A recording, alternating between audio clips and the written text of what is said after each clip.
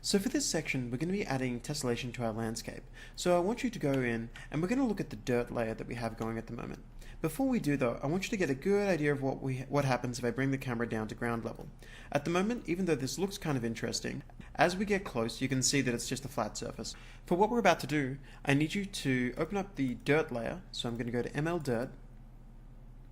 And from in here, we're going to start looking at how to add tessellation.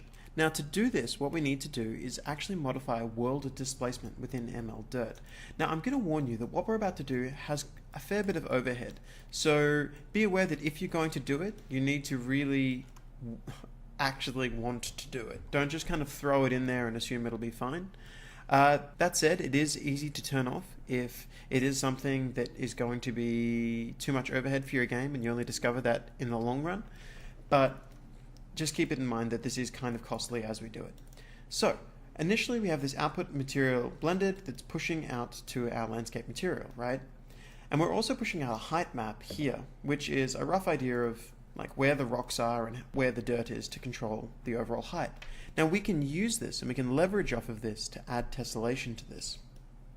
And specifically, the section of tessellation that we're going to be working with is world displacement. So to do that, what I need to do is when we have this blend material attributes over here, I'm going to drag off of that and I'm going to add a set material attributes node. And what I'm going to do is I'm going to add world displacement. At which point I'm going to plug this into here. Now, when we add world displacement, you need to remember that we don't just add a height to each section. We need to add a height and a direction. So to do that, what we need to do is get the height that we've already worked out. We multiply that by the vertex normal of the world. So I'm going to type in vertex normal. Now, the vertex normal is essentially a direction. So if I was to look at this, you could see that there's only blue in the top half because that's pointing upwards. Whereas on the bottom half, there's no blue because it'd be a negative value because it's pointing downwards, because blue represents the z-axis. So by multiplying a direction against the height, we're effectively giving a direction distance. So it's saying push it that far out in that direction because the height value, if the height's 0, it means push it 0 values in that direction. If the height's equal to 1, it'll mean push it 1 in that direction. And I can multiply this against any number to kind of control how far it's going to push out.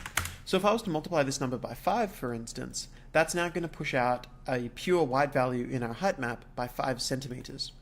So to do this, I'm just going to plug this into here. At which point, I'm going to have to make one other change before we see the effect. So I've applied this, and I'm now going to open up the landscape material.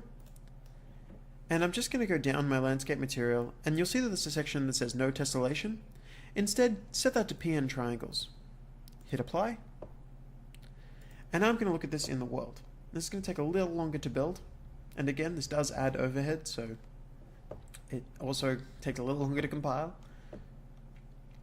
But when it pops in, what we should be seeing here is if I bring myself closer to the ground, do you see how this ground is now actually 3D? Wherever the height map was, it's now pushing those pixels up. And if I look at it from here, it actually has a whole lot more depth to it because all of this dirt kind of far more nicely like sticks out and has some realism to it. So we want to do this for not just the ground, we also want to do it for the grass as well. But before we do, we need to remember one thing. If I go into wireframe mode, you can see the tessellation kicking in. See these extra polygons that have been spliced in? As I move away, those polygons are removed, but as I'm close, they're in there. So for this kind of thing, what we actually want to do is we want to control how these are, like how far away it is before it starts splicing in additional polygons. Because if I move forward slowly, do you see we have that effect of them shimmering as they kind of pop in? The reason for that is that if I go to here, you can see the polygons are getting more dense as they're getting into our field of view. So how we can fix this is we can tell this to do a blend further away between our two materials, and at that point we want to increase or decrease the tessellation multiplier. So what I'm going to have here is initially I'm going to go to my landscape and I'm going to set this blend to be from 2000 and I'm just going to push it up to about 3000. I'm also going to tell it to be slightly further away, so I'm going to go from 1500 to say 1750. Now I'm going to apply that.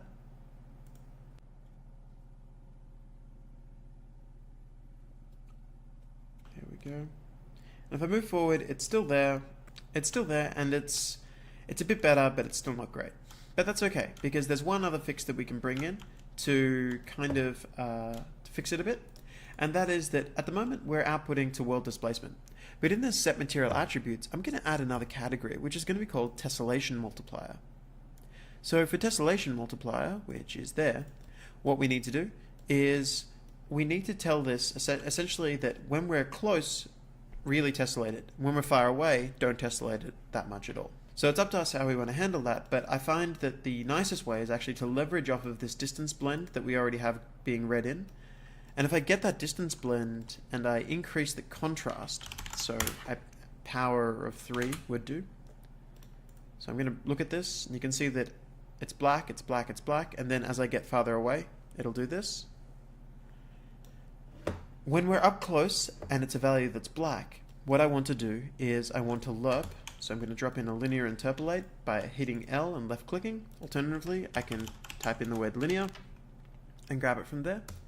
I'm going to connect this to the alpha, and I'm just going to plug this into my tessellation multiplier. And the values that I'm going to set here are going to be, when you're quite close, do a multiplier of 2. Initially, let's try a value of 0 and see how that goes on for the white values. So I've hit apply, now I'll wait. Okay, here we go, it's just popping in.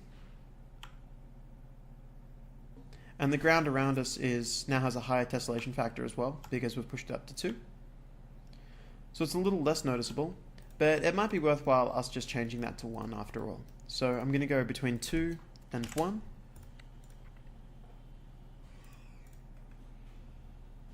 And I'm just going to build one last time.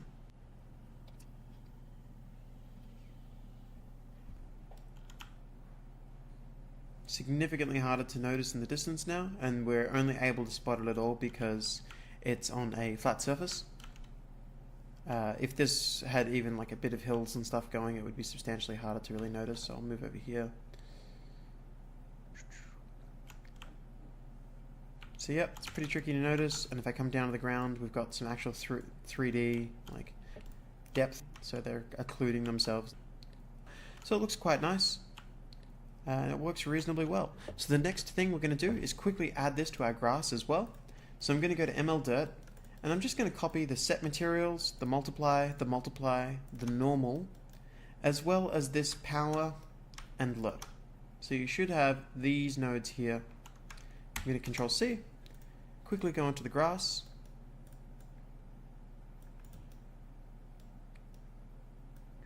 and just after everything, paste. And if you remember, we're running the material attributes into the set.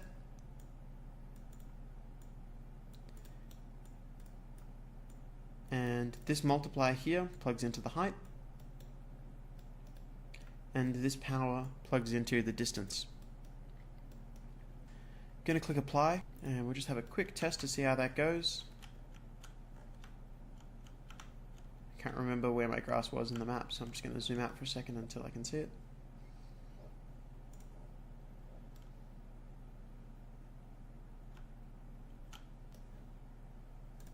So there's my grass over here. So we can see it's working there as well. It's not quite as smooth as we would really like it though for this grass. Ideally this grass would be in large chunks that were up, and then every now and then it dips down. So for us to do that, there's an extra operation that we can really do. So this height is currently outputting a value between 0 and 1 to here. And in the same way before that we multiplied it and then increased the contrast, we could actually just do that one extra time to get something that might look a little bit better. So I'm going to multiply this by a higher number, say 3.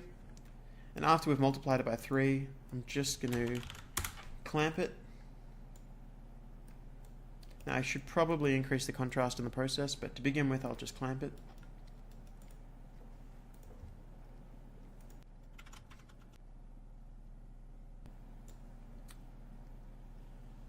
It's a little bit better. Still not great though. I might actually turn this up substantially then. So get the multiply, multiply by 5. I'll increase the power to just still get those drops occasionally. If you really want to see what this is looking like, you can always turn off the UVs here and reactivate them afterwards. So I'm trying to get more of kind of a blanket white for the tessellation that then every now and then drops back.